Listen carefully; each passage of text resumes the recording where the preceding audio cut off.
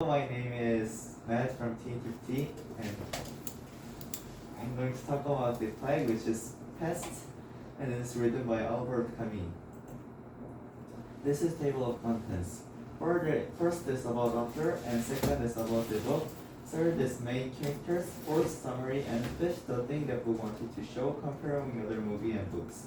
And last is short video and quiz, but there's no quiz. Before starting, pest or plague or the Black Death was the worst pandemic in human history, killing between 75 and 200 million people in Europe in the 14th century. Plague means 역병, 썩병. You need to take notes.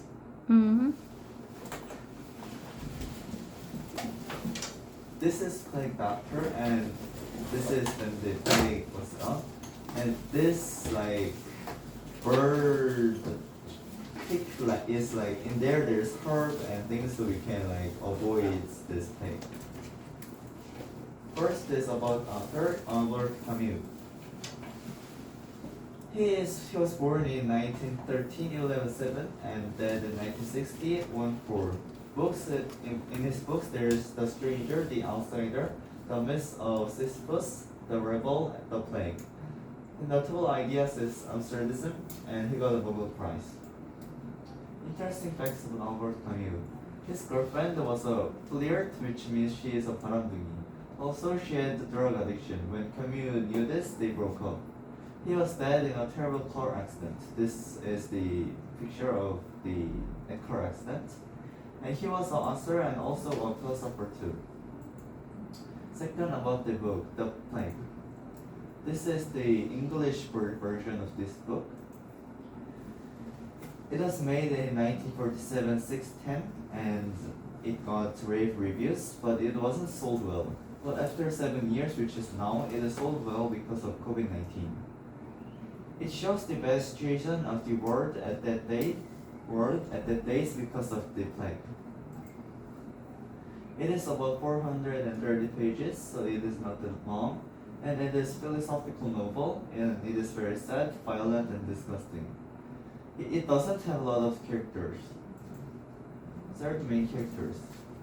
It is Dr. Bernard Rieux, Jane Tarot, Joseph Grant, Raymond Rambert, Cottard, and Penelux. Summary. It is kind of long because there's a lot of things to say. In April, thousands of rats struggle in the open and die. When a mild hysteria grips the population, the newspaper began clamoring for action. The authorities finally arranged for the daily collection and cremation of the rats. Soon thereafter, Anne Michel, the concierge for the building where Dr. Rieux works, dies after falling ill with a strange fever. When a cluster of similar cases appears, Dr. Rieux's college, Castle, becomes certain that the illness is the bubonic plague. He and Dr. Rieux are forced to confront the indifference and error of the authorities and other doctors in their attempts to unpick disease action. Only after it becomes impossible to deny that a serious epidemic is ravaging aura, do the authorities enact strict sanitation measures, placing the whole city under quarantine. The public reacts to their sudden imprisonments with intense longing for absent loved ones. They indulge in selfish personal distress, convinced that pain is unique comparison to common suffering. Cottard committed a crime in the past, so he has to live in a constant fear of arrest and punishment. He greets the plague epidemic with open arms because he no longer feels alone in his fearful suffering. He accumulates a great deal of wealth as a smuggle during the epidemic. Meanwhile, Rieux, Tarot, and Grant doggedly battle the death and suffering wrought by the plague. Rambert finalizes his escape plan, but after Tarot tells him that Rieux is likewise separated from his wife, Rambert is ashamed to flee. He chooses to stay behind and help fight the epidemic. Father Penelux delivers a stern sermon, declaring that the plague is God's punishment for Oran's sins.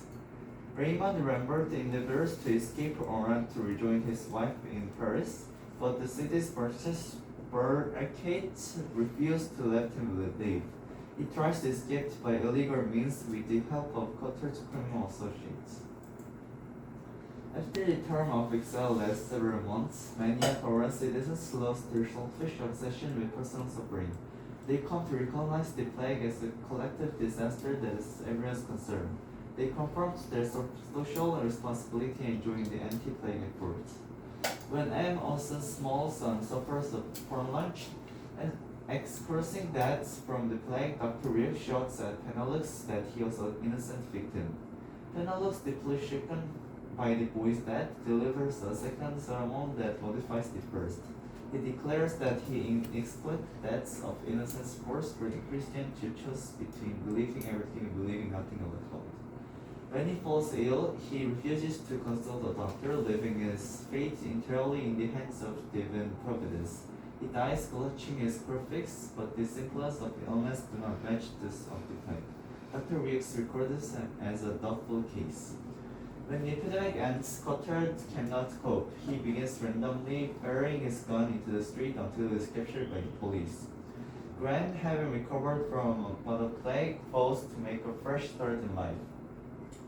Taro dies just as the epidemic is waning, but he battles with all his strength for his life, just as he helped Reeves battle for the lives of others.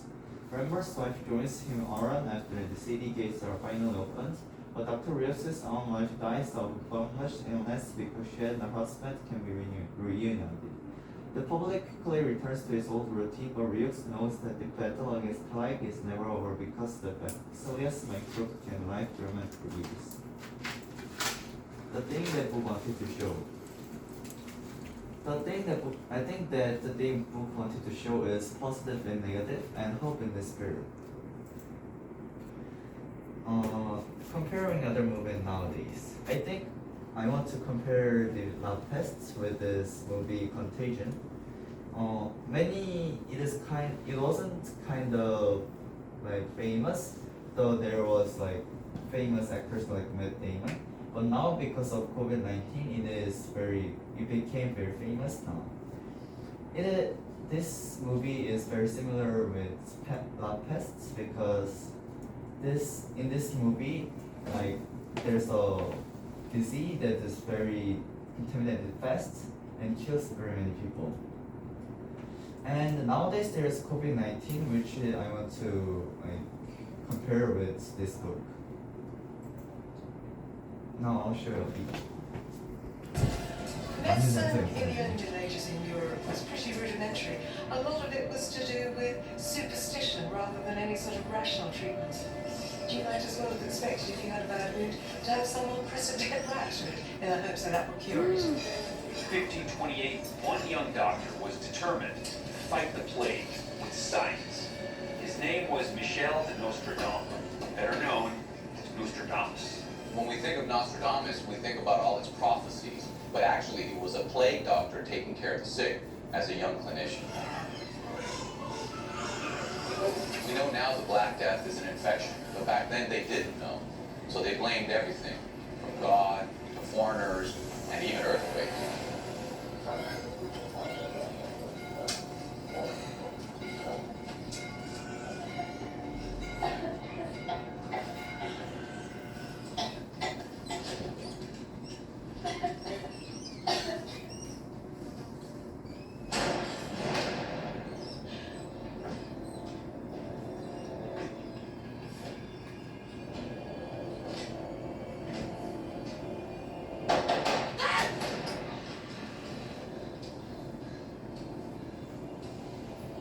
Pas peur de moi. Je viens vous aider.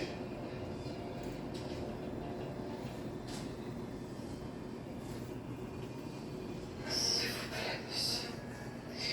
Il est important pour moi. S'il vous plaît. Je vous en prie. Sauvez ma vie.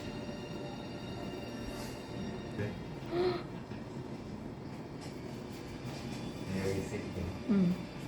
앉아있게. Nostradamus' contribution to the Black Death was getting people to boil water, was getting people to bury their dead. This led to a whole new awareness for sanitation and its link with health. the invention of sanitation, the recognition that we needed to have sewers, that we needed to take human waste and move it as far as possible from human settlements. That was, in many ways, the greatest invention, one would say, of medicine. What if the next big thing? Thanks for listening. Okay.